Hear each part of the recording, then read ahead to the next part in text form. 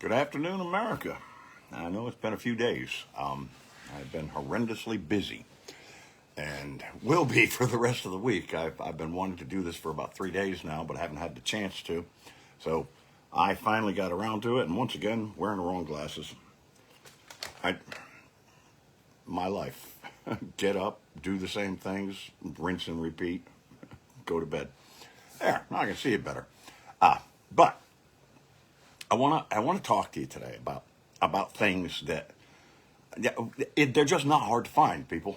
This stuff is going on. It's very real, and it seems to be increasing. And I wonder if we really understand what is being done and why it's being done.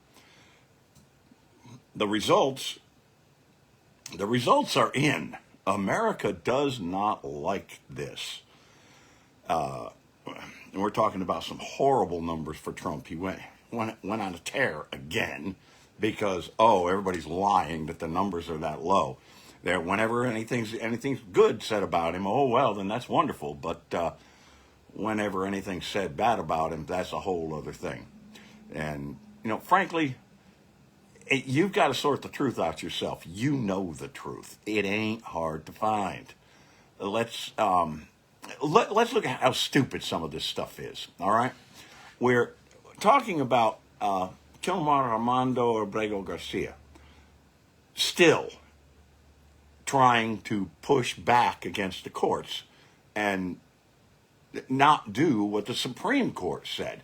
That's some big stuff. A thing that, and the pushing back is for one of the most ridiculous things that I've ever heard of.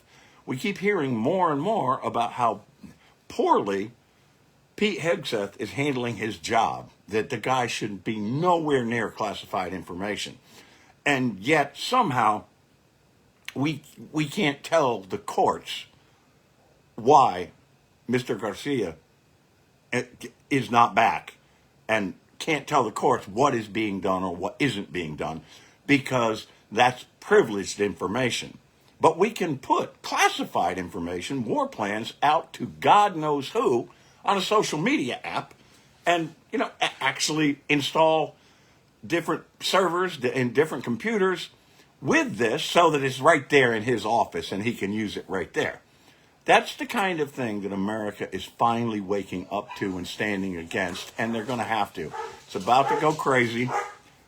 The Mennonites up here use horses and buggies, and every time one goes by, my dogs go insane. Oh, that wasn't too bad. But anyway, in your own mind, do you think that the courts don't matter? Do you think, well, fuck it, I can do whatever I want to do, the courts don't matter? Well, he does. That's exactly what he does. I'm getting to a point here, though. It's not just him, because trust me on this, the man is not the mastermind behind all of this, and never was and never will be. Can you do whatever you want to do and say, fuck the law, I'm the law? Well, then why should we as a country accept it? Thing is, we're not. We are not accepting it. We are pushing back. We're fighting. And we have to continue to fight, because that, too, is a part of the plan. Not us fighting so much, because if we fight back hard enough, some things are going to change. And every time, America, every time we've done it, things have changed. I apologize. You're going to be watching me blowing my nose, sneezing, coughing. It's sinus season here in Tennessee, and I have been out mowing for the last 3 days. Just today, I had a yard that was like 2 acres, and why do I not wear a mask? I'm an idiot. But you can't do all of those things. But when we look at this, that's kind of part of the point, and why you should be mad, and why you should be standing up, and why you should be pushing back. His court losses aren't just him. It's all of us. Every time he has a court loss and then says, to hell with it, I don't care. He came right out and said that the first time he ruled the country, now he rules the world. That's the man we're talking about here. He's even underwater with a lot of Republicans. He's definitely underwater with the nation at large. He's underwater with young people. Finally, they woke up again. But think back to the things that he said, and we're still getting to the main point here. We aren't there yet. When you're famous, you can just do it. Well, he's done that to us. And that's why he hates what we're doing as far as pushing back. Man, I'm tired of this sneezing and coughing and shit. The GOP, if you want a country, it's about damn time you said, wait a minute, this is insanity. This is not what we want as conservative Republicans. And it isn't. Even they are getting to the point where they don't like it. They're somewhere near 20% now saying that they don't approve. Now, obviously, we're a lot more, but think about that. So they're approaching 20% that do not approve of what he's doing. We're still getting to the point. They say they want a country, but they're too afraid to cross the aisle. There's a big part of it right there, because they know what's going on. They know what's being said. They know what's being done. And they're afraid. They're afraid it's going to turn on them quicker than ever. So they don't stand up. It's not just Kilmar Armando Abrego Garcia. He's defying everything. He's defying everything that it means to be American. He's defying what the courts are saying. He's basically saying that we're supposed to have these three co-equal branches. He's saying, no. I rule the world. He said that, people. He said it. He said it. Look it up. There's the issue. There's what's going on. His numbers are in the toilet. And yet he's saying things that somehow the executive branch and he are supreme. No, you are not. And we will push back. And we are.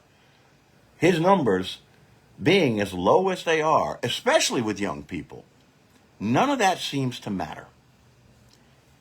There's a reason for that. We've seen that reason. We were told all about it. We read it. And we understood it. It doesn't matter because under Project 2025, it doesn't matter. Under Project 2025, we are a full-blown dictatorship. Power has been handed over to the executive branch, being controlled by the American oligarchy. That's what's going on. Everything that we're seeing happen has been put into Project 2025. You can find reference to all of these things, every bit of it.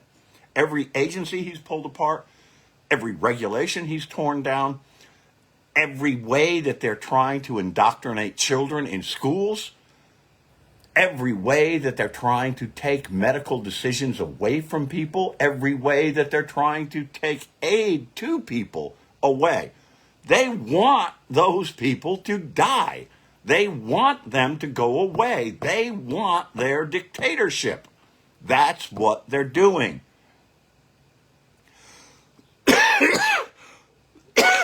And every bit of this that's being done is being done to institute just those things. There's good news.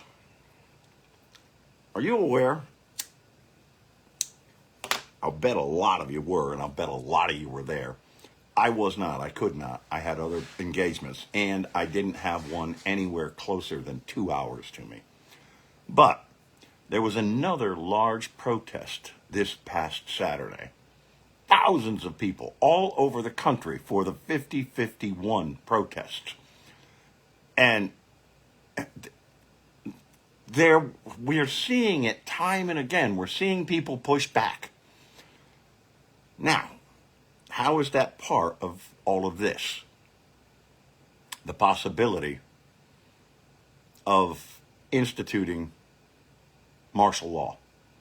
He'd like to do that before the elections. Are you going to let him? No. Again, get out there. Folks, the stuff is out there. We have got to continue. Now, this is not going to be some quick little battle. This is not going to be, they used to call them smoker rounds when back in the service I would do them. They're 3-minute rounds, 3 of them. And you just went out there and beat the hell out of each other. This ain't going to be that. This has been put together by some very intelligent people with a very focused plan. It's up to us to pull it apart. Tear the rug out from under them. Get out there.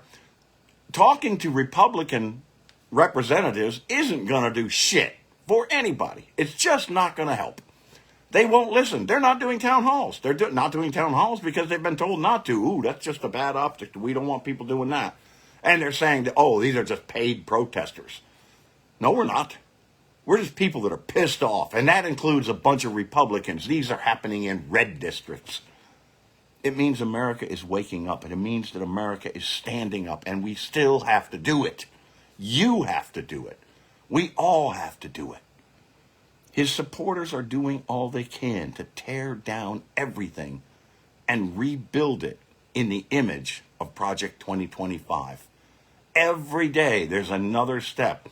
They just put another one in today, heading up another department. Who's a 2020 election denier and glommed on to everything there is in QAnon. These are the people that we're putting in there, and that's intentional. That's what they want. That's who they want. That's who they're putting in there. Don't let them. Don't let them. Get out there.